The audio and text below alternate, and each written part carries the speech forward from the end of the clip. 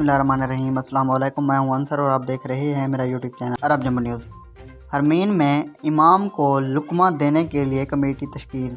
हरमीन इंतज़ामिया के सरबराह Sheikh doctor Abdurrahman अल सुदैस ने मस्जिदुल हराम और मस्जिद नबवी में इमाम को लुकमा देने के लिए कमेटी तश्कील दी है। सबक वेबसाइट के मुताबिक कमेटी में ऐमा हरम हुफ़ाज़ भी शामिल हैं। इंतज़ामिया ने कहा है कि लुकमा देने वाली कमेटी शरई और फ़क़ीही तकाज़ों की पाबंदी करते हुए तश्कील दी गई है। ये कमेटी इमाम के पीछे नमाज़ पढ़ेगी और ज़रूरत के वक़्त लुकमा देने का काम करेगी।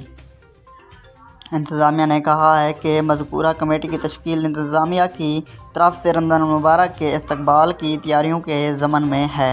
अगर आज की वीडियो अच्छी लगी है तो मेरी वीडियो को लाइक कर दें। चैनल पर नए हैं तो बराह करम चैनल को सब्सक्राइब कर दें। बहुत शुक्रिया।